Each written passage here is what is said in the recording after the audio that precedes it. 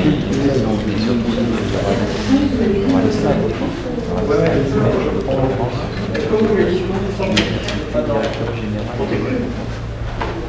bonjour à tous et bonjour à toutes. Et bienvenue pour ce temps d'échange, un temps d'échange particulier dont la thématique est les enjeux de la vie de demain et les solutions qui sont apportées par l'intelligence artificielle. On va en parler pendant 1h30. En particulier, ce qui va nous intéresser aujourd'hui, c'est la problématique des véhicules autonomes. Alors avant de faire le tour de table pour vous présenter nos invités d'aujourd'hui, j'aimerais d'abord remercier Eurecom de nous accueillir, la communauté d'agglomération de Sophia Antipolis, la Maison de l'intelligence artificielle et l'Institut Europia. Voilà. Et justement, David Gesbert, directeur d'Eurecom, est là, ainsi que Isabelle Galli, directrice de la Maison de l'intelligence artificielle. Donc, je vous passe le micro pour quelques petits mots.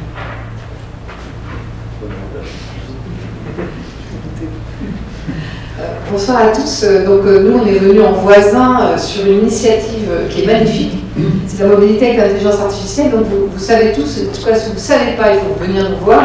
Alors, mon équipe me rappelle sur rendez-vous, parce que maintenant tout le monde vient, parce que j'arrête pas de dire ça à tout le monde. Donc, on a une maison de l'intelligence artificielle qui est là pour acculturer à l'intelligence artificielle, pour vous faire découvrir l'intelligence artificielle.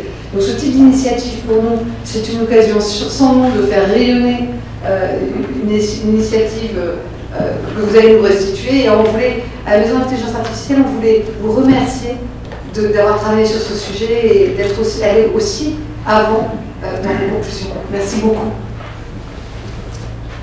Merci. Bon, j'ai perdu ma voix ce matin, donc heureusement que j'ai le niveau. Bienvenue à tous. Grand plaisir de vous accueillir, Casin et tous les partenaires qui sont intéressés par les résultats de cette expérimentation. Donc, juste pour me présenter, je suis David Gesbert, je suis le directeur d'Eurecom. Pour les gens qui ne connaissent pas Eurecom, c'est un campus, mais c'est aussi une école d'ingénieurs, laboratoire de recherche, qui est pleinement engagé sur le territoire de Sophia Antipolis, à un niveau différent, donc notamment sur les questions de mobilité douce, intelligente, verte. Eurecom, c'est école d'ingénieurs, c'est aussi 150 chercheurs environ, qui travaillent sur des sujets, 3 grands axes, l'IA, la sécurité informatique et les systèmes de communication du futur. Et on a aussi, par ailleurs, un axe de recherche assez important sur tout ce qui est transport intelligent, en utilisant l'IA, mais pas que, aussi en utilisant les réseaux de communication comme la 5G, la 6G. D'ailleurs, j'ai un professeur qui va assister aux présentations, qui s'appelle Jérôme Méry, qui porte l'axe de recherche transport intelligent, qui est vraiment en lien avec ce dont on parle ici. Voilà, donc je vous remercie de votre présence. Je vous souhaite une bonne discussion. Merci beaucoup, merci à vous deux de nous accueillir ici et d'avoir participé à l'organisation de tout ceci. Ce que je vous propose, c'est tout simplement de commencer par un petit tour de table. Alors plutôt sur le devant de la scène, je vous propose donc je vais vous laisser vous présenter les uns et les autres. Vous 5, et puis ensuite on va pouvoir commencer nos discussions. Je vous en prie. Bonsoir, je suis Paul Morat, responsable d'innovation et partenariat à INRED, à l'Université Côte d'Azur, et aussi titulaire de la chaire Territoire et navette autonome. On est là pour discuter un peu sur cette deuxième chapeau. Bonsoir, Aurélien Berthelet. Donc moi je suis directeur général de l'entreprise éponyme, qui est une entreprise familiale dont je représente la 3e génération. On est basé dans la région lyonnaise et l'innovation, ça fait partie de notre ADN, donc c'est ce qui nous a rapprochés du sujet en tout cas de navette autonome et de la constitution du consortium ENA qui a mené notamment cette expérimentation sur Sophia Antipolis dont on va parler ce soir.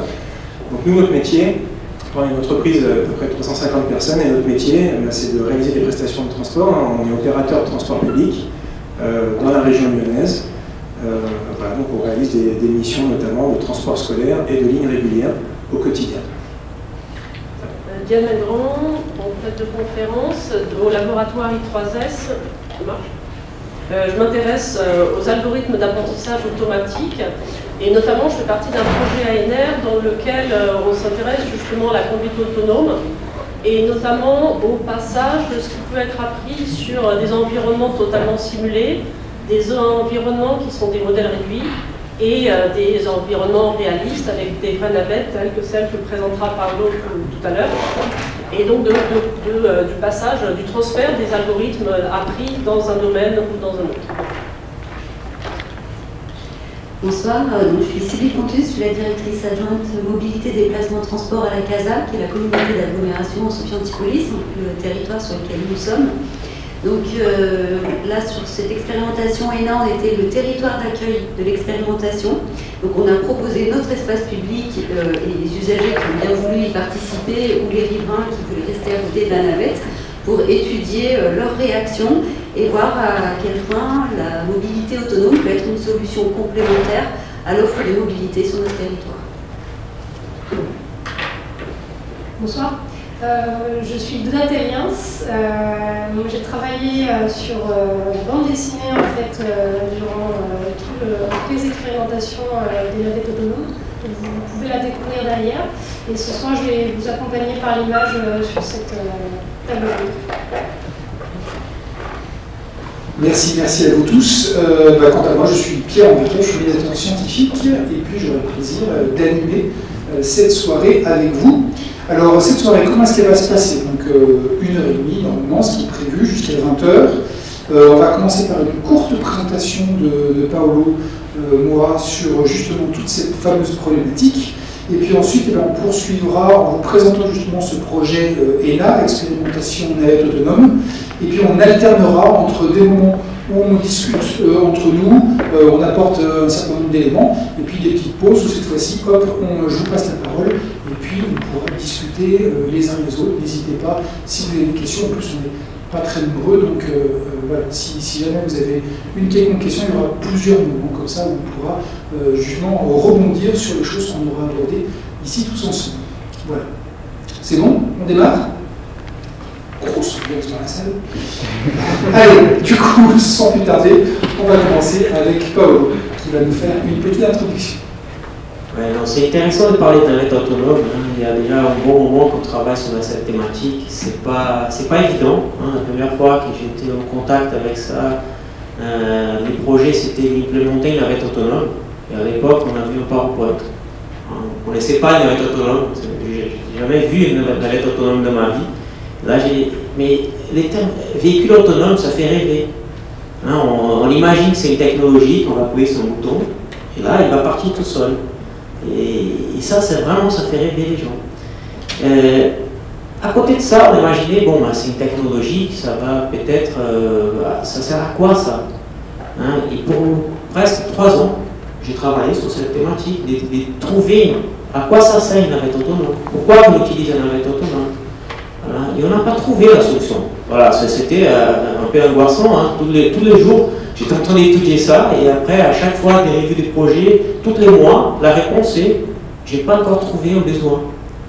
Ça ne répond pas les besoins. Et là, on a commencé à travailler la méthodologie. On a étudié un peu, à approfondir ça. Et à un moment, on a dit ok, mais arrête de regarder la mobilité. On va prendre un peu d'ordre et on va regarder différemment l'approche. On va regarder la qualité de vie des gens. Là, on a dit, bon, la population elle est en train de vieillir. Cette population est en train de vieillir, elle commence à développer des maladies. Et les premiers problèmes, c'est la personne qui se met en isolement. Elle reste isolée. Et quand on commence à plonger dans cette thématique, pourquoi elle commence à s'isoler? D'abord parce qu'elles ne sont pas confortables dans le transport public. Elles ne sont pas à l'aise dans le transport public. Et après, elle arrête de conduire. Alors, elle perd la capacité de conduire.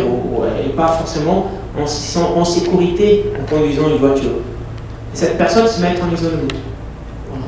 Ça, c'est une thématique qu'on a ajoutée. Okay. Bon, ça, c'est une première. Après, rentrée, aujourd'hui, en rentrée scolaire, il manque 12 000 chauffeurs de bus. 12 000 chauffeurs de bus, c'est pas négligeable. Et je ne parle pas de demain, je parle d'aujourd'hui, je parle du mois de septembre. Et comment on peut adresser ça? Mais pourquoi il manque 12 000? Parce qu'il y a des postes, c'est parce que la charge du travail est compliquée. c'est parce que les métiers étaient libres. Qu'est-ce qui se passe là? Et là, on a commencé à investiguer ça. Et à partir de là, on a commencé à poser des questions diverses et variées. On a commencé à identifier, par exemple, les transports, et il fait partie de quelque chose. C'est un moyen. Il n'y a personne qui prend un bus tous les jours pour s'amuser. Hein, qu'est-ce qu'on va faire aujourd'hui? Ah, on va sortir, on va se promener dans le bus. Je n'ai jamais écouté ça de moi.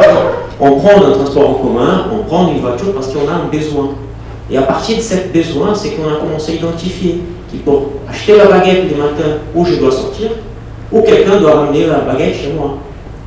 Les Covid a quand même représenté un super enjeu pour nous, qui c'est la partie des livraisons. Hein, je n'aime pas les termes logistiques, mais c'est les livraisons. Parce qu'aujourd'hui, on fait livrer chez nous. Hein, on achète sur Internet, et là, le jour d'après, chez nous. Mais il y a quelqu'un qui fait ça. Et là, on a commencé à ajouter des couches après couches, on a commencé à identifier des problématiques qui existent aujourd'hui. Et là, on a commencé à trouver l'intérêt pour la navette autonome. On a commencé à intégrer cette cas d'usage, on a imaginé des cas d'usage divers et variés, et là, on a commencé à faire ressortir cette notion des navettes autonomes. Par contre, quand on parle des véhicules autonomes, c'est pas que la navette. La navette, on imagine un bus, une voiture, mais un drone, c'est autonome.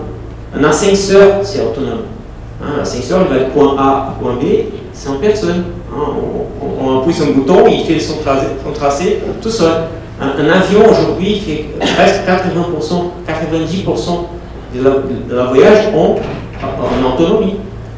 Ce n'est pas quelque chose d'avenir, c'est quelque chose qui est déjà présent dans notre vie.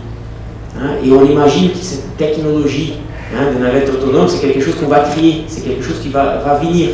Non, la technologie elle existe, elle est là. On est là, on est capable de dire aujourd'hui, nous, la technologie elle est déjà développée pour faire fonctionner une navette autonome, pour faire tourner une navette autonome. Les problèmes, c'est faire interagir avec l'être humain. Là, c'est différent. Parce que la navette autonome, elle cède le passage dans un rond-point, mais l'être humain, non. La navette autonome, elle va arriver dans un rond-point, elle va arrêter pour céder le passage, là, elle va rester pendant des demi-heures. Jusqu'à arrêter de passer des voitures. Il y a des voitures qui doublent la navette autonome dans un lieu que c'est interdit de doubler. Le moment qu'une voiture qui rentre en face d'une navette autonome dans un trajet que c'est interdit de doubler, la navette elle va comprendre que c'est obligé, et là elle va arrêter. Et là on commence à voir que l'interface homme, l'interaction entre l'homme et la machine, c'est là qu'il commence à poser des problèmes.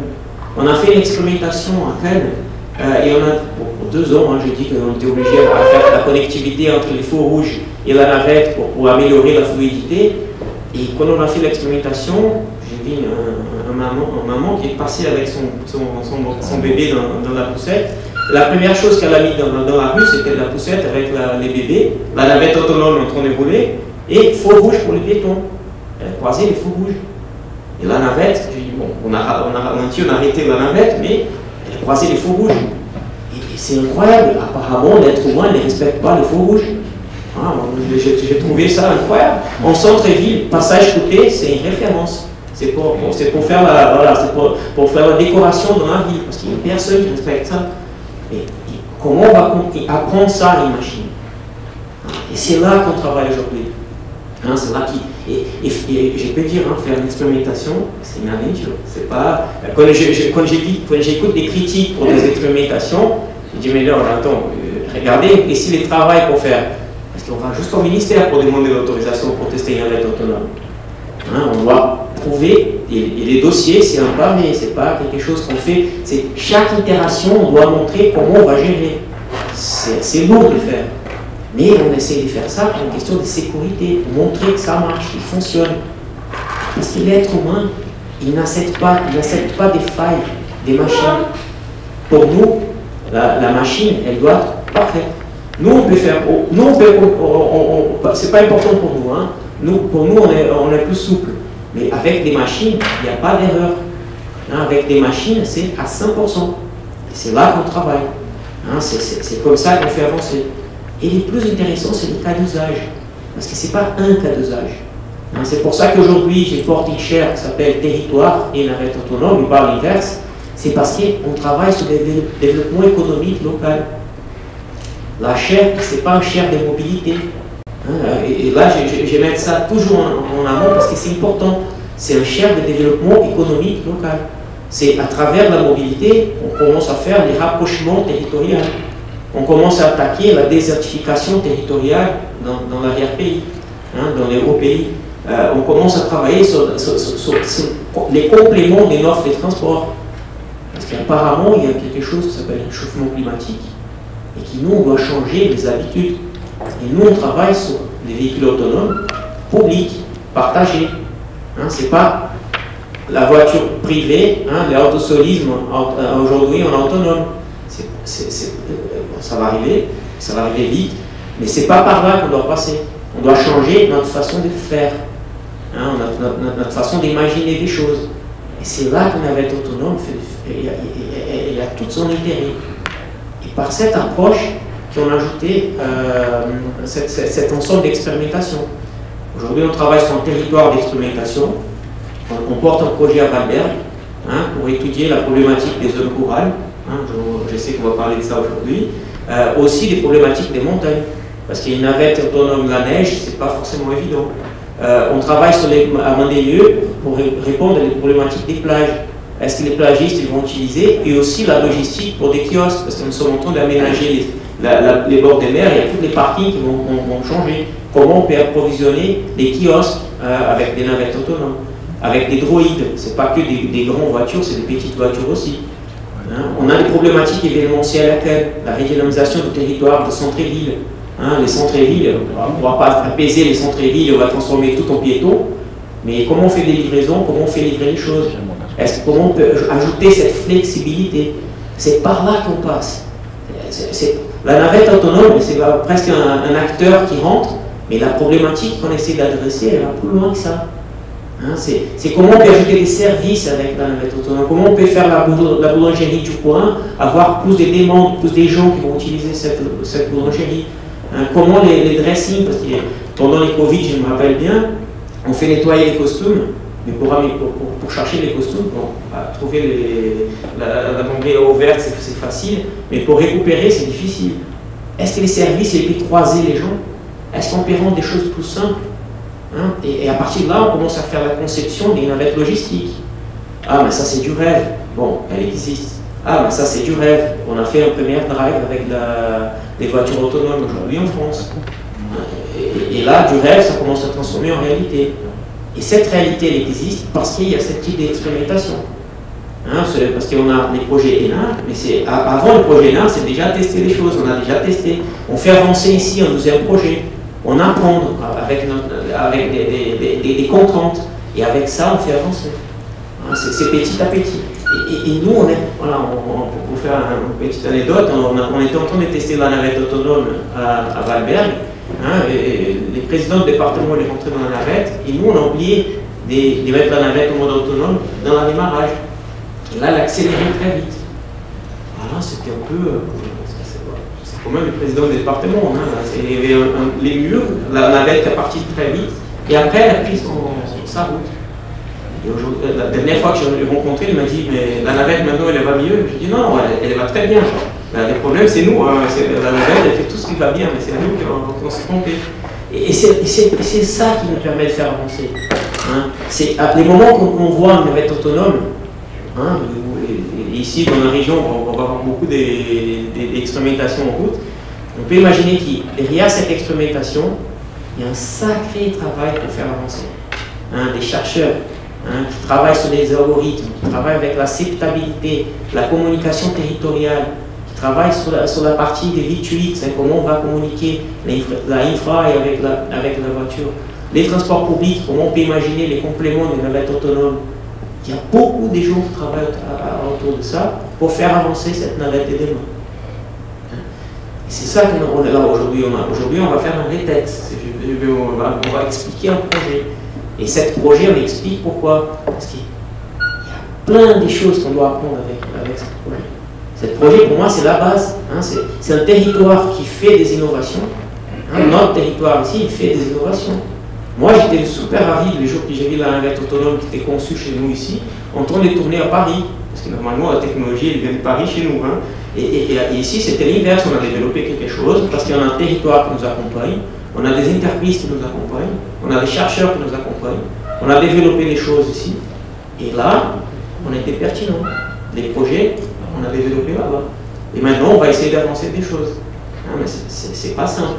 Un territoire qui prend la décision de mettre en route et dire on va tester une navette autonome, ça coûte beaucoup d'argent. Hein, aujourd'hui, ça coûte cher. Ça coûte cher parce qu'on doit apprendre à faire. Hein, la navette, elle est chère, l'équipe qui est là, pour surveiller cette navette, c'est pas simple. Hein, et là, on commence à imaginer des choses.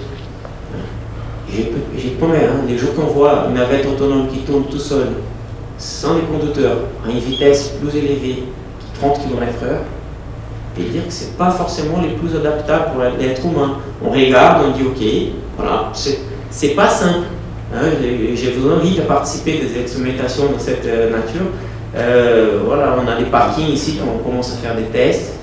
C'est intéressant de voir la réaction des personnes. Hein, et tester quelque chose qui n'existe pas. Hein, c'est aussi intéressant. Parfois, on pose les questions à des gens. Vous connaissez une navette autonome? La réponse initialement, c'est non, j'ai jamais vu. Ou j'ai jamais rentré dans une navette autonome. C'est nouveau aujourd'hui, arriver avec une technologie qui n'existe pas encore. Et nous, on fait fonctionner. Ah, c'est cet apprentissage qui c'est important. Comme ça, je pense que je cadre bien les choses ici pour parler. Hein. Merci beaucoup, merci Paolo. Justement, ce que je vous propose, vous parliez justement de différents projets, dont celui-ci. Hein, je vous propose qu'on présente un peu ensemble ce projet. Je vais vous poser quelques questions, et puis en fonction des questions, n'hésitez pas évidemment à intervenir les uns et les autres. Alors justement, ce projet ENA Sophia Antipolis, est-ce qu'on peut revenir sur ses origines et pourquoi Sophia Antipolis? On parlait de territoire justement. Comment est-ce qu'il est né ce projet? Alors le projet, il n'est pas né du fait de Sophia Antipolis tout seul. On a eu la chance et l'honneur d'être choisi comme un territoire d'expérimentation par le monde académique et des opérateurs privés qui ont bien voulu venir expérimenter sur notre territoire, parce que nous, on est venu, Sophia Antipolis, se proposer comme un territoire d'accueil. Donc c'était à la base un appel à manifestation d'intérêt qui a été lancé par l'État, donc de pouvoir mettre un certain nombre d'expérimentations sur ces navettes autonomes et véhicules autonomes en France, et puis de pouvoir faire remonter des retours d'expérience pour voir ce qui était mûr, ce qui ne l'était pas, et comment faire améliorer les choses, et surtout faire bénéficier des bénéfices de chaque projet pour d'autres technologies et pour pouvoir avancer beaucoup plus vite. Donc nous, comme on avait déjà testé les navettes autonomes en 2016, c'est un territoire qui va totalement novice sur le sujet, parce qu'on croit en une complémentarité entre la navette autonome et puis notre réseau de transport public traditionnel, hein, qui est Ambibus. On rêverait que Ambibus soit sur des lignes structurantes, des lignes principales, et après pour aller desservir toutes les entreprises de Sophia, on aurait ces navettes autonomes qui partiraient des arrêts et puis qui iraient jusqu'aux entrées des entreprises. Ça, c'est ce qui sous-tend notre proposition d'être un territoire. Et donc on est allé soumettre cette idée-là.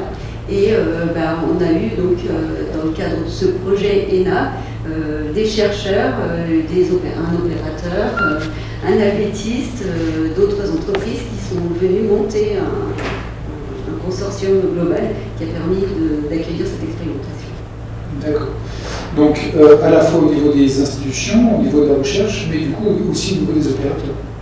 Oui, je voulais juste souligner quand même l'humilité de Sylvie Pontus.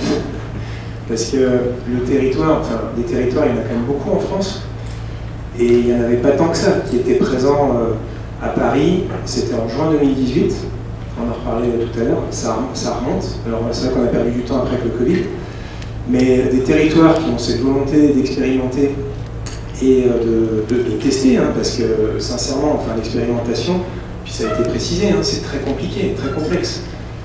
Il se passe plein de choses avant, qui sont déjà complexes pour arriver jusqu'au jour J où vous mettez cette navette sur la route et où elle est prête à faire son parcours.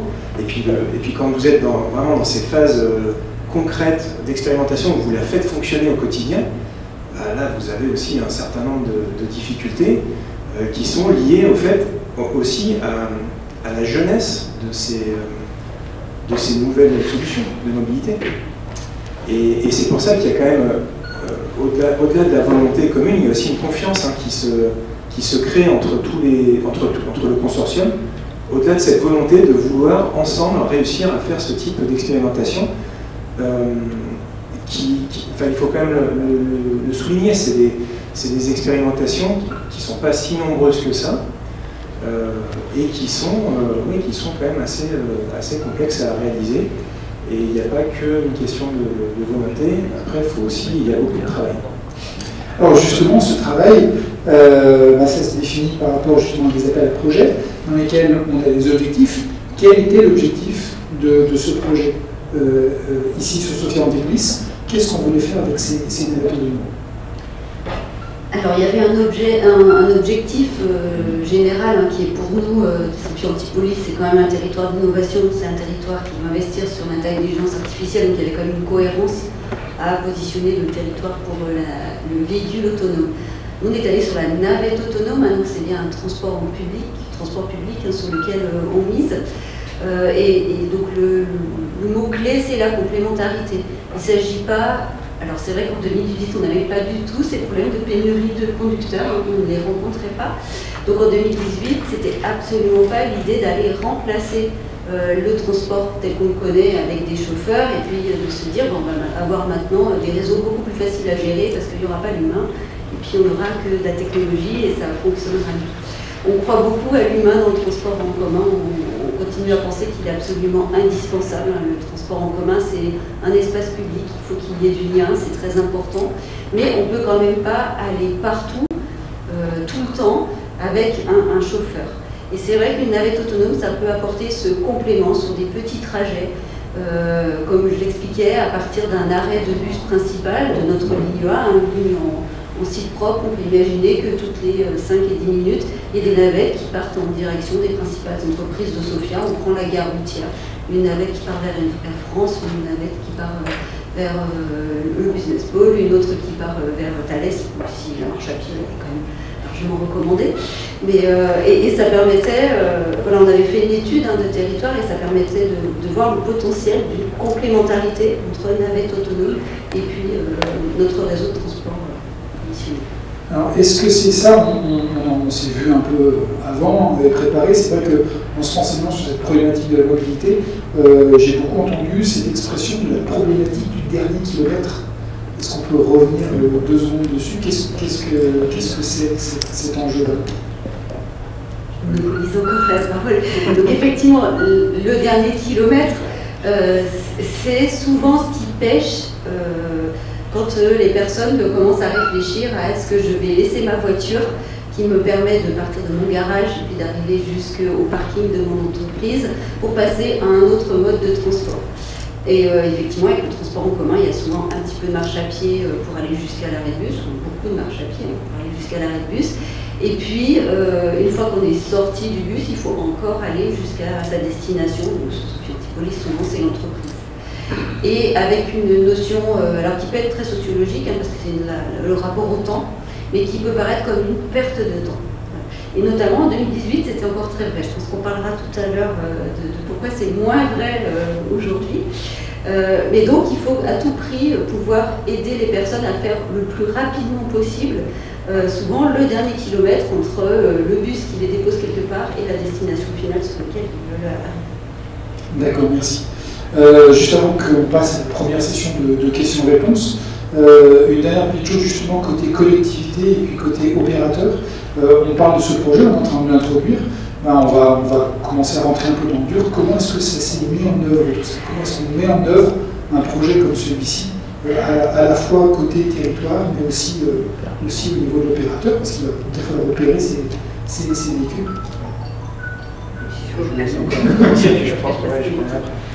Alors, côté territoire, on convainc les élus de l'intérêt d'investir une somme conséquente. Ça reste de l'argent public, donc effectivement, la pertinence de l'utilisation de cet argent public doit être apportée, qui est vraiment quelque chose à tester, qui soit utile.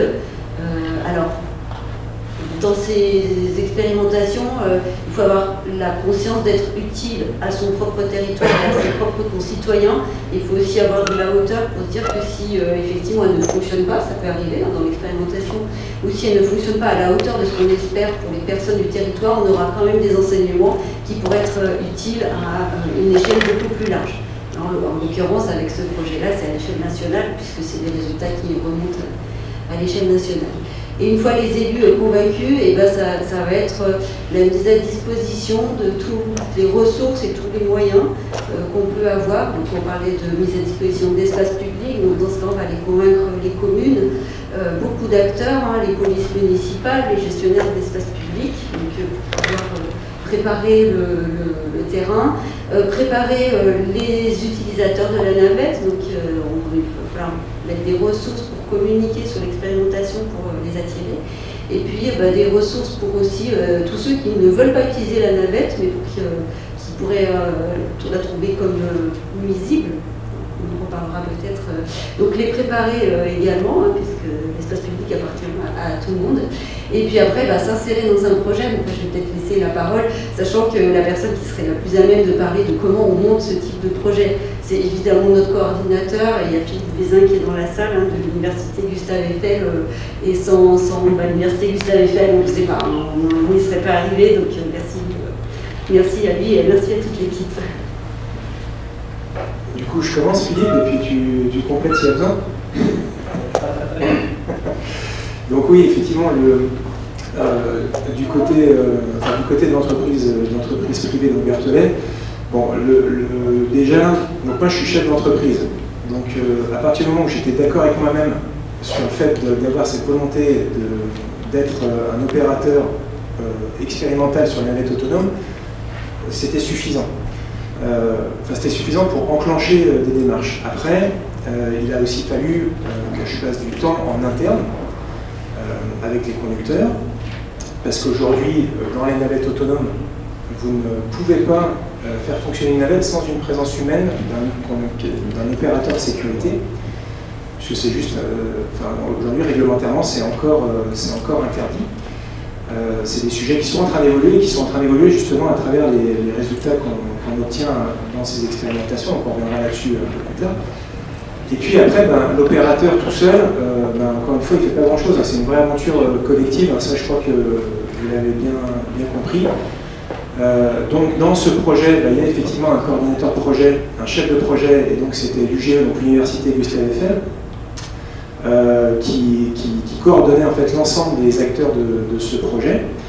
Et donc dans les acteurs, vous avez donc un opérateur comme nous, par exemple une entreprise comme FH Energy System aussi, hein, puisqu'il y a besoin aussi d'aménager un certain nombre d'infrastructures, enfin de faire un certain nombre de travaux sur les infrastructures routières pour que, par rapport au parcours qui a été validé, qu'il y ait suffisamment d'aménagements qui soient réalisés à la fois pour les sujets de sécurité, puis aussi pour que la navette puisse fonctionner. Ça a été évoqué tout à l'heure, par exemple dans l'expérimentation qu'on a réalisée, il fallait traverser un rond-point. Aujourd'hui, une navette autonome, elle ne sait pas franchir un rond-point toute seule. Elle va rester effectivement bloquée parce qu'il va y avoir un flux de circulation et elle va attendre. Donc aujourd'hui, on est obligé par exemple de mettre en place des feux connectés qui discutent avec la navette et ça fait partie justement des aménagements d'infrastructures qui sont nécessaires. Donc on a ce type d'opérateur aussi dans le consortium, une entreprise aussi comme Sector qui a été plus spécialisée sur tous les sujets de cybersécurité, parce que ça fait partie aussi bien évidemment des risques et des sujets en fait, sur lesquels il faut être extrêmement attentif et éviter qu'il puisse y avoir des problèmes de ce type-là. Et donc une fois qu'on a créé ce consortium et qu'on a effectivement un territoire qui accueille l'expérimentation, après, c'est le parcours du combattant. Franchement, bon, déjà, une fois qu'on a un territoire, il y a un cas d'usage. Déjà, le point de départ, c'est vraiment la pertinence d'un cas d'usage. Parce que si vous ne répondez pas à un besoin, et ça a été expliqué tout à l'heure, bon, ça va pas forcément bien fonctionner. Même si on reste dans un schéma expérimental. Hein. Aujourd'hui, on vous l'expliquera aussi tout à l'heure, le nombre de personnes qui est transporté dans le cadre de ces expérimentations ne sont pas comparables avec ce qu'on peut avoir dans le cadre d'une fréquentation classique dans un service de transport public. Et ensuite, une fois que vous avez ce cas d'usage qui est déterminé, il va falloir avoir le droit en fait, de pouvoir réaliser cette expérimentation, et c'est là où vous commencez effectivement un dossier qui est pour le coup extrêmement épais, mais qui est aussi dans une logique où le ministère en fait nous demande, et d'ailleurs c'est pas un seul ministère qui étudie ces dossiers, il y a 4 ministères qui regardent ce dossier de très très près pour valider que tout ce qui est nécessaire en tout cas pour la sécurité est bien présente. Si c'est pas le cas, ils nous font retravailler le projet. Enfin, sincèrement, il peut y avoir des allers-retours comme ça qui peuvent durer. Pour vous donner quand même l'ordre d'idée, ce type de dossier, ça va être entre 6 et 9 mois, à peu près. Et puis ensuite, c'est là où, une fois que vous avez l'autorisation, vous allez pouvoir rentrer dans la phase beaucoup plus pratico-pratique de déploiement de ce service, avec ce qui avait été évoqué par Sylvie sur toute la communication qui va avoir lieu en amont de ce type de projet pour commencer à préparer aussi les mentalités. Et ensuite, vous enclenchez cette expérimentation et vous la faites fonctionner au quotidien. Vous résolvez un certain nombre de problèmes ou de dysfonctionnements auxquels vous pouvez être confronté au quotidien. Ça fait partie du sujet aussi des expérimentations. Mais ça reste je dirais, des dysfonctionnements qui sont assez... que moi personnellement, ça n'engage que moi, mais que je trouve assez minimes par rapport à ce qu'on pourrait envisager, et je crois que c'est là où aussi on est relativement d'accord sur le fait qu'on attend beaucoup des machines, et on est à peu près tous convaincus, et les assureurs en premier, parce que d'assurer une navette autonome, en fait, ça coûte beaucoup moins cher que d'assurer un véhicule qui est conduit par un humain. Voilà, il faut aussi le savoir. Et les assureurs, c'est pas des philanthropes, donc ils ont fait ça parce que tout simplement ils estiment que la machine est bien plus sécurisante dans la façon dont elle va réaliser sa mission de conduite qu'un humain. Voilà pour... j'ai essayé de... Je n'ai pas été trop long, c'était pour expliquer quand même toute cette démarche qui... Et quand vous rajoutez le Covid en plus, vous reprenez un an de plus, vraiment, je ne sais plus comment on a perdu la force, mais ça a été... Justement, il nous reste encore 2 parties à parler. Une première, on va parler justement de l'intégration dans le réseau, des performances des véhicules. Puis une autre partie sur la partie recherche aussi. Voilà, qu'est-ce qu'on fait, quelles sont les choses, quels sont les besoins. Donc voilà, mais en attendant, je vous propose déjà de faire une première pause, en tout cas de notre côté. Et si déjà sur l'aspect général du projet, vous avez des questions, n'hésitez pas à lever les mains. Et puis on est là pour discuter avec vous. L'objectif de cette réunion, c'est vraiment de faire un retour auprès du public. Ça a été fait avec de l'argent public, et donc on se doit aussi de pouvoir discuter avec vous et de répondre à vos questions.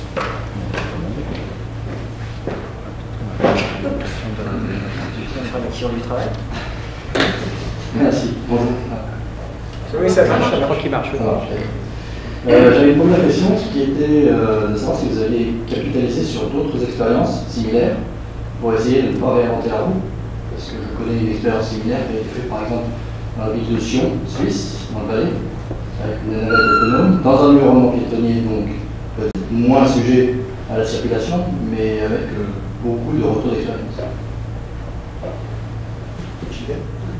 Oui, donc effectivement, c'est une expérimentation avec carte postale dans la ville de Sion, mais l'environnement n'est pas du tout comparable. Vous l'avez précisé, il est piétonnier. En plus, c'est de mémoire, j'y suis pas allé, je ne l'ai pas vu de mes yeux, mais il me semble que en plus l'environnement est assez étroit. Donc je dirais, c'est un cas d'usage qui vient aussi compléter la bibliothèque des cas d'usage qui sont nécessaires pour qu'on arrive à apprendre comment faire progresser en fait ces technologies de navettes autonomes, comment les rendre encore plus sûres, parce que à Sion, ils ont rencontré des problématiques qui sont différentes de celles qu'on a pu rencontrer nous dans l'expérimentation à Sophia Antipolis. Et donc c'est bien l'ensemble de cette expérimentation qui apporte cette richesse. Et alors Sion, c'est un peu particulier parce qu'effectivement on se trouve en Suisse, mais c'est bien la volonté en tout cas du gouvernement français quand ils ont enclenché C'était, j'ai oublié le nom du programme, EVRA. L'appel à projet. L'appel à projet EVRA, qui était vraiment l'expérimentation des véhicules routiers autonomes, et où il y a eu une enveloppe d'à peu près un peu plus de 40 millions d'euros qui a été mise sur la table par le gouvernement pour pouvoir enclencher ces expérimentations, parce que ça a été dit tout à l'heure, effectivement, on est dans les balbutiements, donc ces sujets qui restent encore innovants mobilisent aussi des fonds financiers qui sont quand même importants. Et l'objectif, en tout cas, de ce programme, c'est bien d'enrichir la connaissance collective au niveau national, en faisant des retours en fait, sur l'ensemble des expérimentations qui peuvent avoir lieu. On fait des retours sur les difficultés, on fait des retours sur la façon dont les personnes se sont appropriées le service, en termes d'acceptabilité. On fait des enquêtes des enquêtes de satisfaction, on va dire ça comme ça, mais c'est plus pour pouvoir comprendre comment les gens ont perçu cette expérimentation, comment ils ont perçu le trajet, les difficultés qu'ils ont pu rencontrer, des blocages éventuellement. Si je peux me permettre, ma question était beaucoup plus générale, c'est-à-dire que c'est une tendance en France, j'ai longtemps vécu à l'étranger, je suis français, donc je peux parler en connaissance de cause. La tendance en France est parfois de ne pas se servir des expériences qui sont faites à l'extérieur et parfois de réinventer la roue. Très souvent. Et pour beaucoup de choses, pas seulement pour le véhicule autonome, mais pour d'autres expériences. Et je voulais simplement mettre un petit accent sur le fait qu'il y a des choses qui se font, en Chine par exemple, qui se font aux États-Unis, sur le véhicule autonome.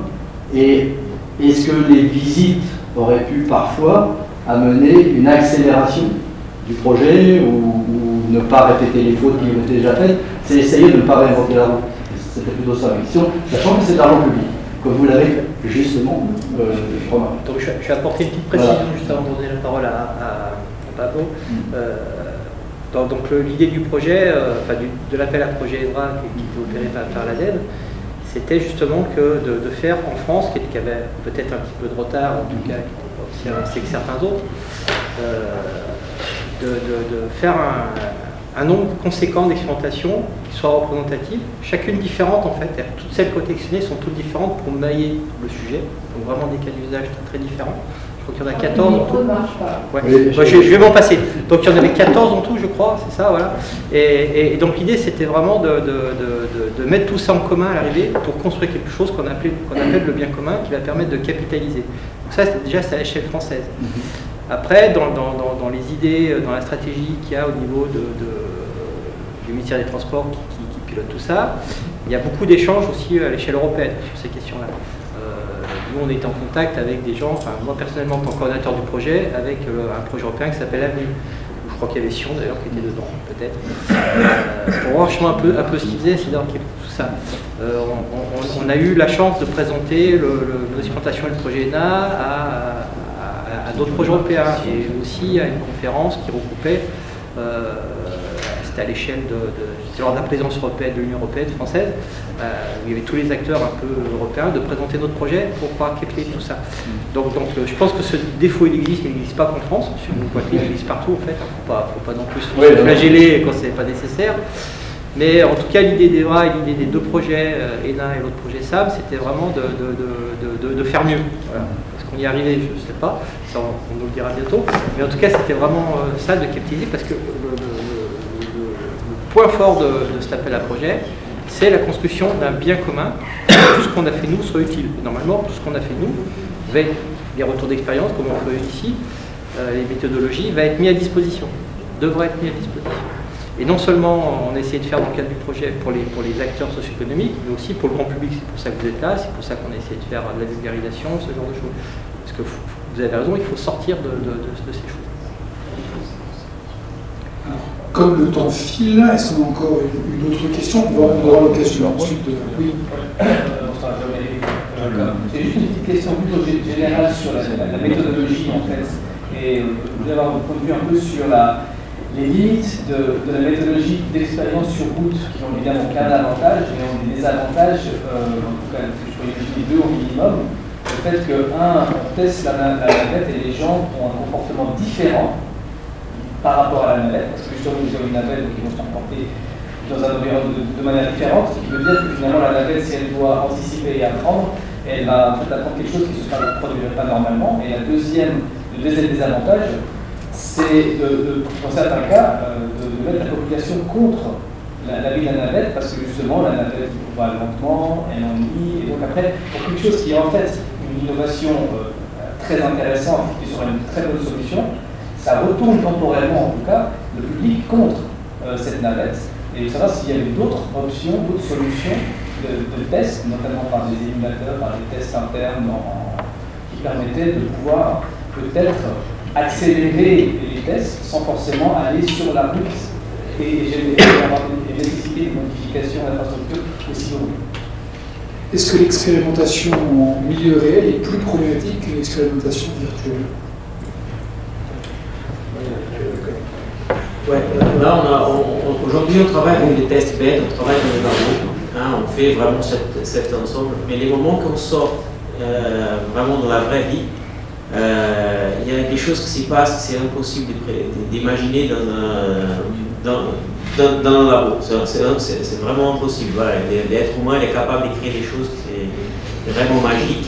Voilà, c'est tout un état des choses qui se passent. On apprend par exemple un algorithme qui comprend un pot de fleurs pour 10 fois, et au moment la fleur elle pousse un tout petit peu plus, et là la machine elle comprend plus là que c'est le même pot de fleurs, il y a quelque chose qui a changé.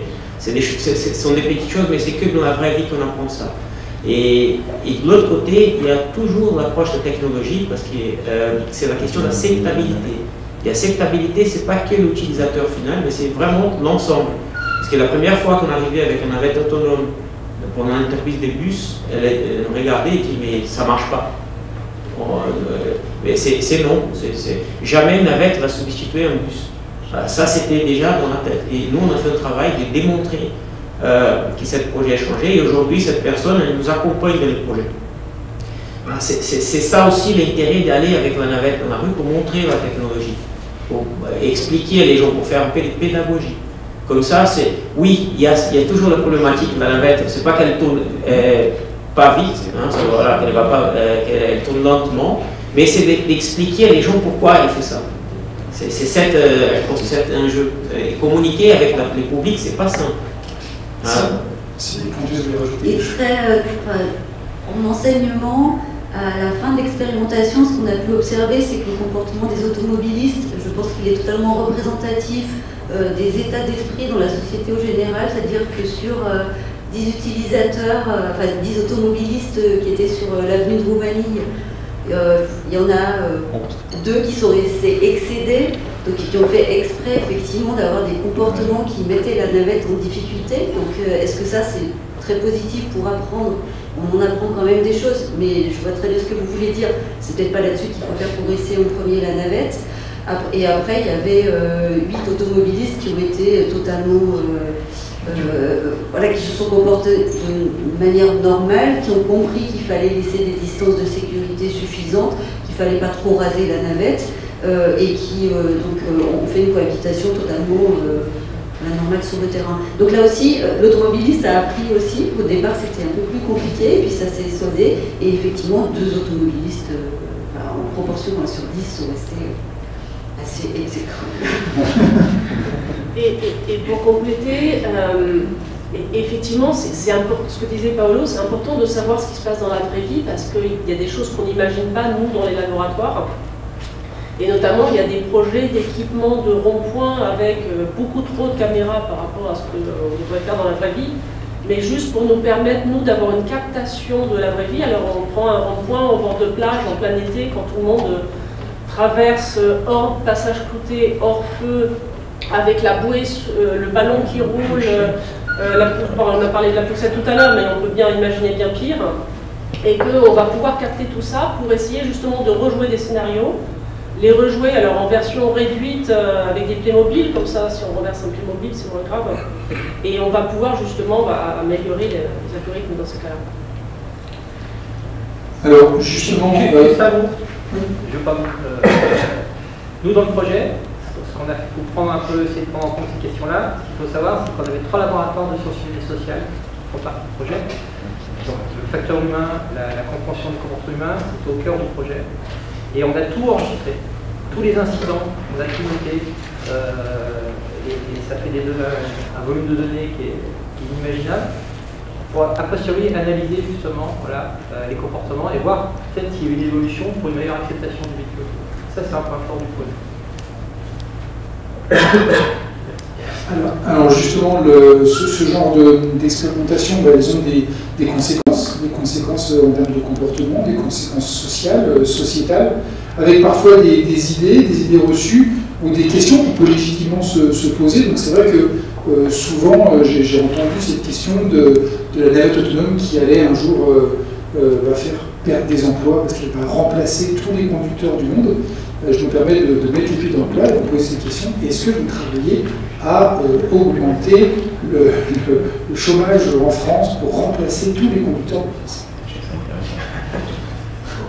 Nous, on a des études dans cette dimension-là. C'est intéressant cette question. Parce qu'aujourd'hui, pour faire tourner la navette, on a besoin de plus qu'un chauffeur. On va dire comme ça. Si je prends aujourd'hui, maintenant, on a besoin de 5-6 personnes pour faire tourner la navette. Avec les chauffeurs, c'est plus simple. Mais en réalité, c'est que notre société est en train d'éveiller. Ça, c'est un sujet. Les Japon aujourd'hui, si on regarde un peu ailleurs, là, on travaille très proche du Japon exactement pour tester ça. Il n'y a pas de choix. On n'a pas assez de gens. On a besoin d'avoir des services. Et là, il y a un manque aujourd'hui vraiment de personnes. Et on doit imaginer, encore une fois, la désertification territoriale, parce qu'il y a des endroits aujourd'hui qu'on peut acheter des maisons pour 1 euro, en Europe, en Suisse, en Italie, mais on doit habiter là-bas. C'est presque... on peut acheter la maison, mais on doit habiter dans ce quartier. Il n'y a rien de service, il n'y a pas de service, il n'y a pas de médecin, il n'y a rien. Comment on peut utiliser cette technologie? Alors, cette manque d'emploi, c'est un peu limite. On discute ça déjà il y a longtemps. Les ordinateurs ils vont remplacer les gens, les machines vont remplacer les gens. Voilà, la première révolution industrielle, deuxième, et ça continue, mais on a déjà prouvé que ce n'est pas le cas. C'est au contraire, c'est comment on va améliorer les travails. Aujourd'hui, on parle beaucoup des carrières un peu pénibles, on va dire, et c'est compliqué à gérer. La machine, elle peut vraiment substituer cette tâche, et je pense qu'on va dans cette direction. Une anecdote, pareil, un enseignement très important de l'expérimentation. Je demandais régulièrement aux personnes qui prenaient la navette pourquoi elles l'empruntaient. Donc il y a des réponses diverses et variées, et celle que j'ai le plus appréciée, c'est ah, ben moi, si je prends la navette, c'est parce que l'opérateur, il est sympa. Donc, et en réfléchissant, on se disait, bon, alors, c'est quelqu'un, voilà, le mode autonome, ça ne parle pas. Mais non, c'est pas ça. C'est qu'en fait, on pourrait imaginer que dans ces espaces de transport en commun qui doivent créer du lien, encore une fois, c'est un espace public, pourquoi avoir forcément un chauffeur, c'est-à-dire quelqu'un à qui on dit, attention, interdiction de parler. Voilà, il faut que le conducteur il soit concentré sur la route, la sécurité, etc. Pourquoi on n'aurait pas quelqu'un qui serait un médiateur culturel, un animateur et qui fasse du lien, et on pourrait imaginer totalement différemment le transport en commun. Donc on créerait des emplois, mais qui seraient totalement différents, et toujours dans le transport. Monsieur, oui, non, mais enfin, ce que j'entends, ça me va très bien déjà, parce que c'est aussi ce qu'on pense chez nous.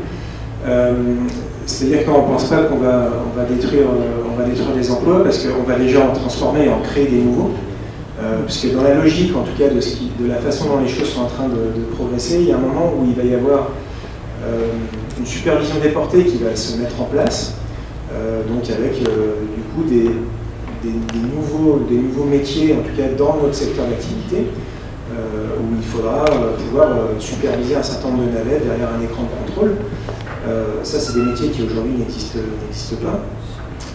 Et là où je rejoins Sylvie, c'est que sur ce qu'on a déjà remarqué aussi dans cette navette, c'est une navette qui fait à peu près 15 personnes. Donc vous êtes dans un environnement qui est beaucoup plus petit que l'environnement du bus. Et le fait d'avoir cet environnement qui est plus restreint, ça crée un lien. Voilà, les gens, en fait, ils se parlent dans la navette. Est-ce que vous, enfin, je pense que vous empruntez les transports publics, est-ce que vous voyez régulièrement des gens qui se parlent? Ça n'arrive quasiment pas, quoi. Enfin, par rapport au nombre de personnes qui ont dans le véhicule, il n'y a quasiment pas de communication. Alors que quand vous rentrez dans cet espace qui est beaucoup plus petit, les gens se parlent très naturellement. Et alors ils parlent avec l'opérateur, et ça c'est une certitude, mais ils se parlent aussi entre eux. Et donc ça crée des expériences de mobilité qui sont complètement différentes de ce qu'on a l'habitude de connaître au sein par exemple des bus, ou métro, ou tram. Et ça c'est aussi intéressant. Et donc après, de se poser la question de savoir si pour certains services on va maintenir un opérateur à bord, la question, oui, elle est vraiment pertinente. Parce que, bon, moi je pense par exemple, on a un autre cas d'usage qu'on est en train de préparer avec un aéroport. Pourquoi on n'imaginerait pas que l'opérateur à bord puisse déjà enregistrer des bagages ou après dans un aéroport, en plus c'est des environnements qui sont assez anxiogènes, où on est toujours pressé, on cherche, on ne connaît pas forcément. Donc là, il y a aussi un vrai rôle de renseignement en fait, de l'opérateur qui est à bord. Donc ça, c'est vraiment des sujets aussi qu'on est en train d'explorer et en tout cas, on s'en rend compte, encore une fois, en faisant des expériences réelles. Donc non, aujourd'hui, nous, on n'est pas en train de considérer ça. Et autre chose aussi, parce qu'on n'en a pas encore parlé, mais il y a des sujets de maintenance avec cette navette, comme n'importe quel autre véhicule, qui sont spécifiques, et donc qui nécessitent aussi de faire progresser en fait, vos employés qui s'occupent de la maintenance au sein de nos entreprises. Donc c'est pareil, c'est gratifiant aussi, vous faites évoluer les gens, vous leur donnez un peu des niveaux de formation qui sont spécifiques. Par exemple, moi aujourd'hui, j'ai un mécanicien chez moi qui est spécifique navette autonome. Voilà, et pas d'autres. Ça donne aussi des possibilités d'évolution aussi au sein de l'entreprise. J'ai un conducteur aussi, et c'est ce qu'on a fait assez très rapidement, qui est devenu en fait formateur pour d'autres opérateurs. Parce que ça a été le premier avec lequel on a enclenché ces expérimentations, il avait envie d'y aller. Et donc ensuite, on a tout naturellement travaillé avec lui pour qu'il puisse former d'autres opérateurs au sein de notre entreprise.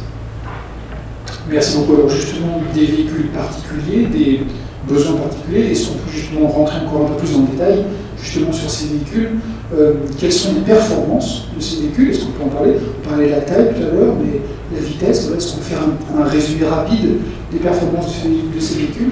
Et puis comme on transfère aussi beaucoup de données, est-ce qu'on peut parler justement aussi de la partie sécurité par rapport à ces véhicules, sécurité des données, homologation aussi?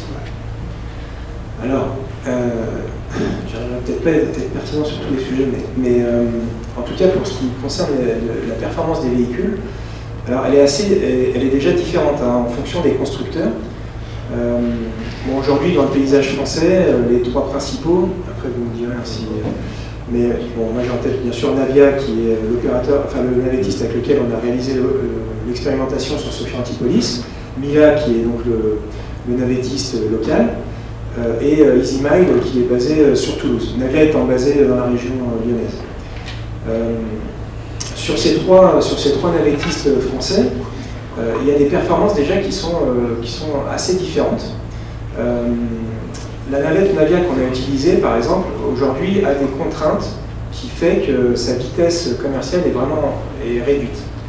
Alors on va fonctionner à peu près, bon, il va y avoir une vitesse de pointe, enfin je vais appeler sa vitesse quand même, de 18 km/h à peu près. Ça nous permet d'avoir des vitesses commerciales à peu près de 12-13 km/h, ce qui n'est pas si éloigné de la vitesse commerciale du transport public. Vous vous en rendez peut-être pas compte, mais la vitesse commerciale d'un transport public, c'est à peu près 14-15 km/h. Donc voilà à peu près la vitesse. On a d'autres expérimentations qu'on a pu mener avec d'autres navettistes, et notamment Mila pour ne pas le citer. Donc là, on est sur un autre cas d'usage hein, dans un territoire rural où on roule sur une route départementale, où là, la vitesse de pointe qu'on a pu atteindre, c'est 50 km/h. Et en fait, si on arrive à avoir des performances aussi différentes est aussi éloigné quand même. Tout vient aussi de la conception de la navette, de la façon dont le navettiste l'a imaginé. Par exemple, Mila, je sais qu'ils se servent de châssis qui proviennent de l'industrie automobile, ce qui n'est pas le cas de Navia. Donc voilà, il y a des spécificités en fait à travers ces navettes qui aujourd'hui se traduisent par des performances réellement différentes. Déjà sur la vitesse. Après, il y a aussi des sujets sur le freinage. Bon, ce qui est sûr, hein, enfin nous par rapport aux différentes expérimentations qu'on a pu mener, la navette a toujours trop freiné que pas assez. Ça, c'est une certitude. Alors des fois, des freinages qui peuvent aussi être brusques. Ça, c'est aussi ce qu'on voit hein, dans les différentes navettes. Hein. On a des navettes qui vont avoir un freinage beaucoup plus dur que d'autres navettes. Ça, c'est aussi lié au développement qu'ont pu faire les navettistes sur la navette. Donc voilà, pour donner déjà quelques... Et donc pour confirmer qu'il y a bien des différences de performance en fonction des navettistes. Et là, il y a une navette qui va bientôt, enfin qui est en train de sortir, qui a été annoncée. Alors du coup, c'est un constructeur allemand. C'est le groupe ZF, si ça parle à certains d'entre vous. Et celle-là, on l'attend, enfin on voudrait la voir justement, enfin on va la regarder d'un peu plus près parce que ZF en fait, c'est une entreprise, c'est une très grosse ETI allemande qui était jusqu'à maintenant spécialisée dans les boîtes automatiques. Et ils ont été en capacité de complètement changer leur business model. C'est-à-dire que les boîtes automatiques, en fait, ils se sont dit, voilà, qu'est-ce qui va se passer dans les années qui vont arriver? Bon, il va y avoir des véhicules électriques et puis des véhicules autonomes. Donc les véhicules électriques, ils n'ont plus besoin de boîtes de vitesse. Donc ils ont complètement arrêté, enfin ils sont en train d'arrêter complètement la production de boîtes de vitesse et ils ont créé ils sont partis de zéro pour créer en fait une branche navette autonome. Et donc ils ont rien dit, ils n'ont pas fait de bruit hein, depuis, allez, ça doit faire au moins un peu plus de 10 ans maintenant. Et là ils viennent de sortir leur première navette et les Allemands, c'est vrai qu'ils ont une façon différente de fonctionner des Français. Jusqu'à maintenant, ils ont vraiment rien expliqué. Et là, maintenant, ils l'annoncent, ils la proposent sur le marché. Donc on va voir les premières expérimentations qu'on va aussi pouvoir mener avec ces navettes et voir les performances aussi vers lesquelles on va pouvoir se diriger. Mais pour l'instant, dans les discussions que j'ai pu avoir avec ces gens-là, ils ont travaillé pour que cette navette puisse aller jusqu'à 90 km/h. Voilà, c'est ce qui est annoncé dans les discussions qu'on peut avoir avec cette entreprise.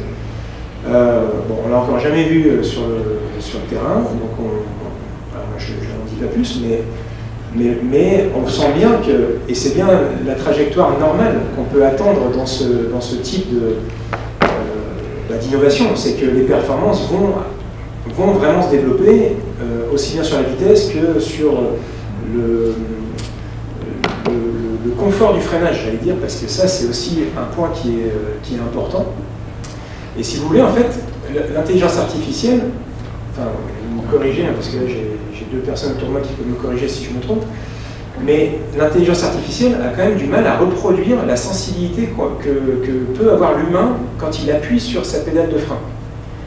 Et d'ailleurs, on voit bien qu'il y a une vraie sensibilité là-dessus, parce que quand vous appuyez avec votre pied droit normalement, vous voyez, quand vous faites le test avec le pied gauche, ça ne fait pas tout à fait le même effet. La manette autonome, des fois, ça nous fait un peu cette sensation.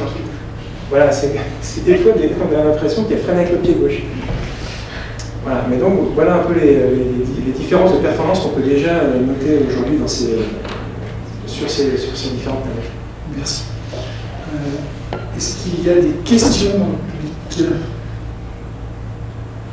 Il y avait la question de sécurité. Est-ce qu'on aborde rapidement la question de la sécurité et la prise de contrôle à distance?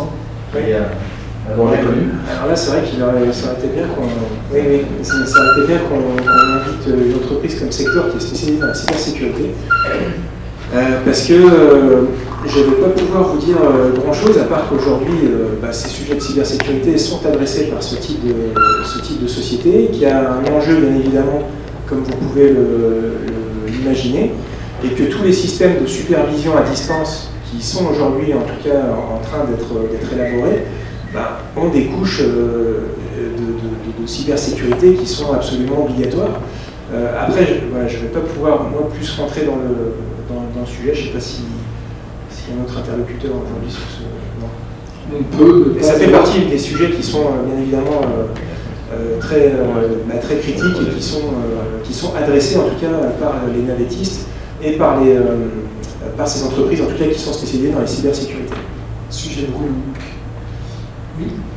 Et on a beaucoup parlé de la mobilité autonome, mais j'aimerais que vous développiez un petit peu plus l'intelligence artificielle. Vous en avez parlé juste 5 minutes. C'était la dernière partie qu'on allait voir. Voilà. Parce que comme le temps va assez vite. Donc voilà, comment la machine learning va marcher si les navettes vont parler entre elles, où est la big data, si elle est dans la voiture, si elle est ailleurs. Et voilà, si c'est le sujet de maintenant, pour développer cette partie. Donc il y a plusieurs sujets. Alors moi j'étais pas dans ce projet là, donc je suis sur un autre projet. Donc comme je vous disais au début, l'idée qu'on a c'est d'avoir 3 mondes différents, donc un monde entièrement simulé, un monde qui est en modèle réduit, donc à l'échelle 1/10, et le 3e monde qui est le monde réel avec des vraies navettes. Et l'idée c'est de voir comment on peut transférer ce qu'on apprend dans un monde vers un autre.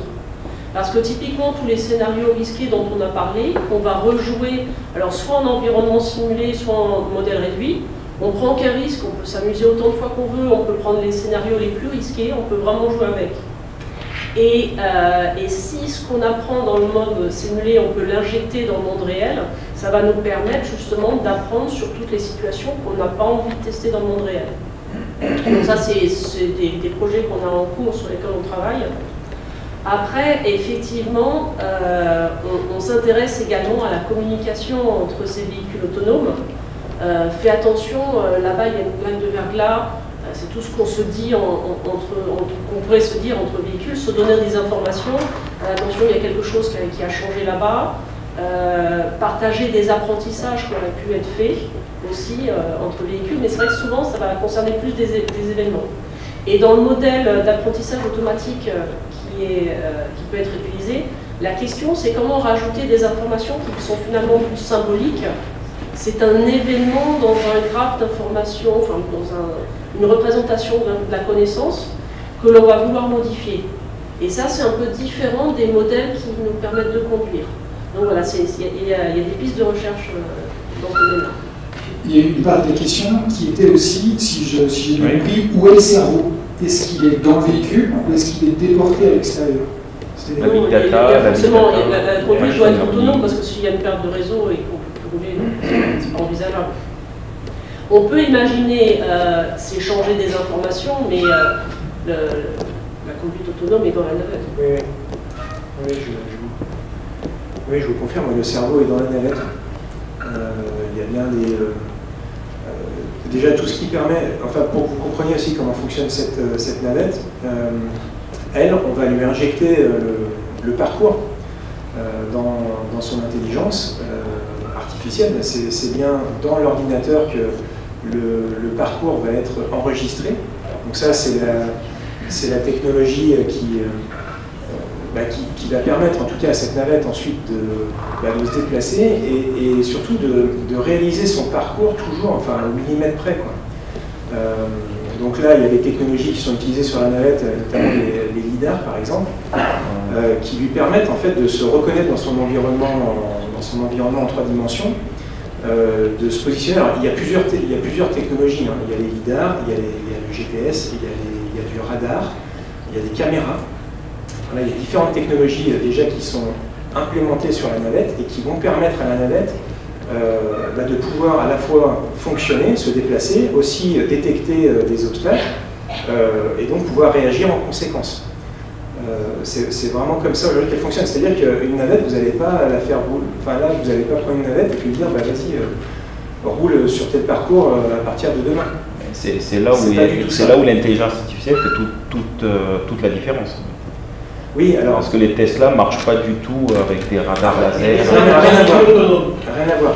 Ah, on n'est pas du tout sur le faire. Hein. C'est juste la loi. Ça dépend du niveau de Tesla n'est pas un véhicule autonome. Ben, il n'est pas homologué autonome, il peut quand même faire. Mais justement, pour savoir si l'intelligence artificielle, au-delà de mettre un point GPS avec quelques quelques dérives, quelques trajectoires, si elle ne peut pas justement, le but c'est de mettre l'intelligence artificielle à l'intérieur de la mobilité, pour essayer de... Donc je sais pas, je pose des questions comme ça, je jette le pavé dans la main. En fait, la façon dont la voiture a appris, en fait, c'est qu'il y a des voitures pour lesquelles il y a eu des vrais conducteurs qui ont conduit, qui ont fait des heures et des heures de conduite. Et la machine learning apprend par elle-même, qui ont gardé l'acquisition des différents capteurs, que ce soit des caméras, des lidars, tout ce qu'on pouvait avoir comme capteur. Donc en général, ce sont des voitures suréquipées. Et en fait, en mémorisant les actions du vrai conducteur et la perception du monde qu'il avait grâce aux différents signaux, ça c'est les données qui servent ensuite à apprendre les algorithmes. Et donc en ayant ça, c'est comme ça qu'on peut apprendre différentes situations. Par contre, comme je vous disais, ça coûte énormément d'heures de conduite. Et on ne peut pas non plus avoir toutes les situations parce qu'on n'a pas envie de jouer les situations risquées. Donc l'idée, ça c'est un mode d'apprentissage. L'autre, c'est d'essayer d'apprendre, justement, on va prendre quelque chose qui va ressembler à un jeu de voiture, un jeu de conduite. Et d'apprendre en fait, parce que là on peut aussi faire des heures de conduite sur simulateur et d'utiliser les données de ces simulateurs pour faire de l'apprentissage. C'est complémentaire. Et une fois que la navette elle est en fonctionnement, est-ce qu'elle continue d'apprendre? Ou est-ce que l'apprentissage se fait avant et ensuite on bloque les choses et on... Alors pour la laisser seule, oui, il faut quand même qu'il y ait beaucoup appris avant. Oui. Mais on peut évidemment imaginer qu'on apprend du... Donc si j'ai bien compris, Navia fournit toute la navette elle-même, toutes les technologies, capteurs, etc. Donc ça vous l'achetez, je ne sais pas comment vous l'achetez chez Navia. Et donc les équipes ici font le développement logiciel ou Navia amène également le développement logiciel et apprentissage. Et finalement, vous ne faites que du design, entre guillemets, du design de cas d'usage. Navia a toujours un rôle pendant l'expérimentation. Ils suivent l'expérimentation aussi avec nous, donc eux, ils suivent cette expérimentation justement par rapport au développement, en tout cas, qu'ils ont pu faire de leur navette. Nous, en tant qu'opérateurs, on fonctionne vraiment pour pouvoir délivrer le service au quotidien. Avec l'opérateur de sécurité qui est à bord, qui est d'ailleurs en lien aussi avec les équipes de Navia, puisqu'il y a beaucoup d'échanges entre l'opérateur de Berthollet et les équipes de Navia, où il va faire remonter un certain nombre d'informations, en plus de l'information que la navette peut aussi emmagasiner pendant l'expérimentation. Là, je pense que c'est important, c'est qu'ici aujourd'hui on essaie d'embaucher une personne qui travaille avec des voitures autonomes, il n'y a pas 10 000 personnes capables de faire. C'est la première chose. Et ici, chaque expérimentation, on fait monter en compétences. On a mis une équipe locale qui commence à apprendre à utiliser la navette. C'est pas que les machines, c'est pas que les IA. On a des chercheurs aujourd'hui qui travaillent avec nous pour développer des choses, des interfaces qui travaillent avec nous pour développer des choses. L'IA, elle rentre dans ce projet, mais c'est important de dire que pour faire tester une navette, pour valider la partie apprentissage machine learning, on doit faire tourner la navette. Voilà, c'est ça de faire tourner la navette, c'est ça l'enjeu aujourd'hui est là. La Chine, aujourd'hui, il y a des villes spécifiques où on peut tourner. À les États-Unis, il y a quelques villes qui permettent de faire ça. Et ici, en France, on a cette possibilité de faire. Par contre, la technologie qui existe aujourd'hui, développée par Tesla, ce n'est pas une voiture autonome, on a dit que c'est une voiture, mais elle récupère. À chaque Tesla réduit aujourd'hui, il y a 6 à 7 caméras qui remontent les flux vidéo en continu. Et ça permet d'entraîner des algorithmes, peut-être faire un jour un véhicule autonome. Et ça, c'est impossible de rattraper. Et nous, on travaille sur des projets, par exemple, l'IA fédératif, qui permet de faire le même apprentissage avec moins de données. Et ça, c'est vraiment un cran d'avance, c'est vraiment une volonté industrielle. On va mettre ça en face pour faire face à cette hégémonie américaine et chinoise dans ce projet. C'est l'intelligence artificielle, c'est pas que l'apprentissage, c'est pas que les machines learning, mais c'est la nouvelle génération d'IA. Et c'est là qu'on travaille sur plusieurs projets différents. Et faire tourner la navette, c'est clé pour nous. C'est important d'ajouter cette petite couche. C'est pas que l'intelligence, il y a la partie robotique, il y a la partie intégration de navette, voilà, conduire une navette autonome, c'est pas chauffeur de navette autonome, c'est pilote de navette autonome, pas 10 000. Pour rebondir sur cette question, ça veut dire que dans votre expérimentation, il n'y a pas de V2V, de V2I, véhicule-to-véhicule communication. Il n'y a pas de communication entre les véhicules. Ou des V2I, qui sont des véhicules to infrastructure. Pour les deux. Il y avait deux, parce qu'il y avait bien deux navettes qui fonctionnaient sur l'expérimentation, donc il y avait bien une discussion entre les deux navettes, et il y a des navettes qui discutent aussi avec les infrastructures, notamment les infrastructures de feu qui ont été aménagées spécifiquement pour le trajet de la navette. Et du véhicule to human aussi. Les opérateurs, il y a des remontées de... Oui, bien sûr, oui, tout à fait. Oui, c'est là où il y a le rôle de l'opérateur de sécurité qui est à bord de cette navette, qui fait le lien, c'est ce que j'expliquais avec les équipes de Navia qui sont pas forcément sur le terrain en permanence et qui peut réaliser un certain nombre d'opérations que leur demandent les équipes de Navia pour obtenir telle ou telle information de la navette à un moment donné, ou pour revérifier quelque chose par rapport à ce que la navette a pu leur faire remonter comme information. Je voulais juste profiter pour rebondir sur les communications. Il y a en fait un débat industriel, une guerre industrielle entre deux technologies de communication, et j'étais juste curieux sur entre les technologies Wi-Fi et cellulaires pour faire les communications véhicule à véhicule. J'étais juste curieux de savoir quelles étaient les technologies que vous aviez installées ici sur Mali. C'était plutôt Wi-Fi véhiculaire ou c'était plutôt cellulaire véhiculaire? Désolé, c'est juste par curiosité parce que souvent les infrastructures ont tendance à prendre Wi-Fi, alors que les automobiles ont plutôt tendance à basculer sur le cellulaire, ce qui pose un problème. C'est pour ça que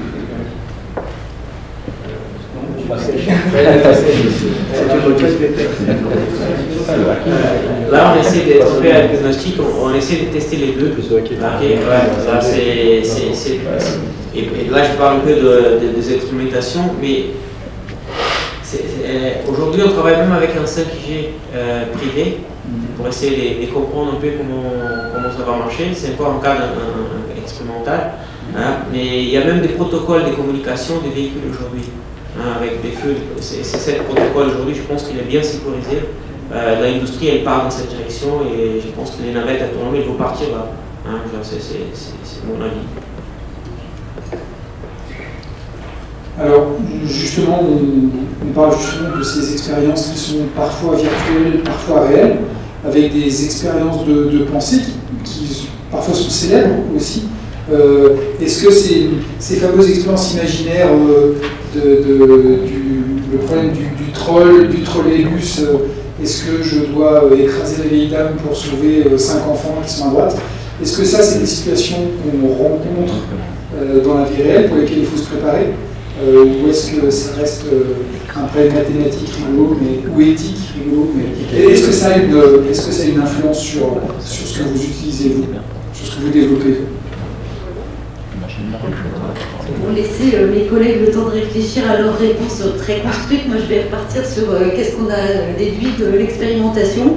C'est que franchement, s'il y en a qui prenaient des risques d'un point de vue éthique, c'est la personne qui est assise dans la navette avec les freinages trop brusques et qui risquait de tomber. Voilà. Mais sinon, franchement, avant qu'il y ait un problème de percuter un obstacle sur l'espace public avec ces navettes, ça semblait pas du tout le sujet en fait. Elle savait très bien gérer les piétons qui se présentaient au passage piéton, même ceux qui arrivaient vite, même le véhicule qui sortait vite, elle sait tout éviter en fait. Sauf qu'elle freine brusquement, donc en fait le danger est pour les personnes à l'intérieur. Maintenant je donne la patate chaude, vous avez le temps de réfléchir. Alors en fait elle sait pas encore éviter. Elle sait s'arrêter. Oui, voilà. Et parce qu'elle n'arrive pas à contourner encore les obstacles. Ça, je pense que c'est aussi les prochaines feuilles de route de développement qui occupent les navettistes, justement pour nous permettre aussi de franchir des marges de supervision déportée. Mais c'est ce que je dis tout à l'heure. Pour moi, la navette, dès qu'il y a une situation dans laquelle il identifie un risque, elle s'arrête. Elle s'arrête tout de suite. C'est un freinage, des fois, qui peut être un peu brusque, mais c'est en tout cas le choix de tous les navettistes pour le coup, en tout cas qu'il y ait des freinages d'urgence qui puissent être enclenchés par la navette en fonction de... en fait, tout dépend de l'obstacle qu'elle va identifier, de la distance et du temps en fait, par rapport à laquelle elle est en train de se rapprocher de ce danger. Et donc le drainage va être plus ou moins fort en fonction de ces paramètres. Je sais pas si il y aura ça. Elle est binaire, 1, 0. Pas de conscience. Mon objet en face de la navette, 2 pieds gauche, elle freine. C'est pas, elle ne pense pas à quelqu'un dedans, dehors, elle ne cherche pas à comprendre, elle arrête. Ça, c'est vraiment la façon scientifique. Imaginez que la navette va prendre la décision, je vais écraser une personne là, pas écraser, parce qu'il y a une personne. Non, ça c'est. Donc, très très loin de ça. Ça reste des expériences de pensée intéressantes d'un point de vue théorique, mais c'est pas quelque chose qui reflète la réalité des expérimentations pour l'instant qui sont faites sur le terrain. C'est un avantage de la navette sur les autres véhicules autonomes, entre guillemets, c'est que la navette ne demandera pas de reprendre en main en cas d'accident. La navette, elle s'arrête. Et ça reste au toucher. Parce que pour que ça arrête au touchant, il faut aller très très loin. On l'a fait sur piste, il faut aller très loin avant de toucher le véhicule en face. Donc, on va essayer pour vraiment aller à des choses qui sont quasiment improbables. Par contre, un autre véhicule, au hasard, s'il y a un problème qui ne sait pas résoudre, il va vous dire maintenant, ça doit conduire Coco. Voilà. Donc on s'appuie sur la haute sécurité du véhicule autonome. Sur les navettes. Est-ce que vous avez d'autres questions qui vous relèvent, parce qu'on arrive à la fin de la soirée? Oui, je voulais savoir, il y a eu beaucoup d'expérimentations de navettes en France ces dernières années. J'ai entendu dire qu'il y a quand même beaucoup d'échecs, ou de services arrêtés, ou de services qui n'ont pas rencontré leur public, ou de mauvaise satisfaction. J'ai entendu parler des... Je sais pas, à Lyon, il y a eu des expérimentations qui ont carrément stoppé. Est-ce que tous ces cas d'usage, toutes ces expérimentations, quelle est la proportion de réussite? Est-ce qu'il y a des vraies réussites? Ou c'est pratiquement soit des échecs, soit des mitigés?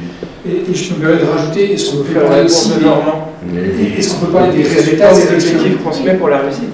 Oui. Alors par exemple, cette expérimentation-là, vous avez une grille d'échecs, de réussite, de... Oui, alors tout dépend de la définition qu'on se met au départ sur la réussite d'une expérimentation. Vous pouvez rappeler le périmètre de l'expérimentation, c'était ce que vous aviez au début, c'est-à-dire le rapprocher les gens du réseau de bus vers les entreprises. Voilà, l'idée, on imaginait l'habitant antibois qui aujourd'hui prend sa voiture pour aller travailler à Sophie Antipolis sur l'avenue Roumanie.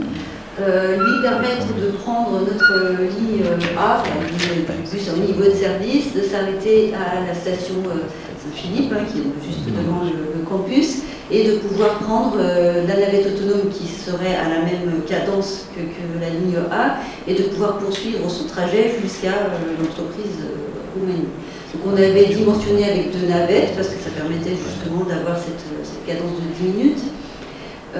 Et puis, voilà, avec 15 places dans la navette, ça nous semblait largement suffisant si beaucoup de personnes sortent à l'arrêt Saint-Philippe et veulent tous partir en même temps sur Roumanie. Donc ça, c'était une définition qu'on s'était donnée en 2018, qui venait aussi de l'expérimentation qu'on avait faite avant en 2016. Pareil, mais cette fois, c'était pas dans la circulation générale, donc l'enjeu était quand même pas le même. Et effectivement, pour nous, une réussite de l'expérimentation, entre autres, aurait été sur une fréquentation importante.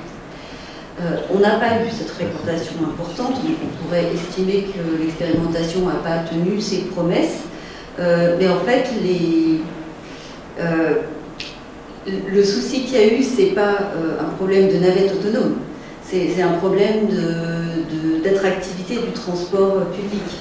C'est-à-dire qu'on était quand même extrêmement ambitieux et on le savait, on voulait essayer de capter un automobiliste qui aujourd'hui est dans le confort de son trajet du point A au point B dans son propre véhicule avec ses propres habitudes, à lui demander de passer à 2 bus.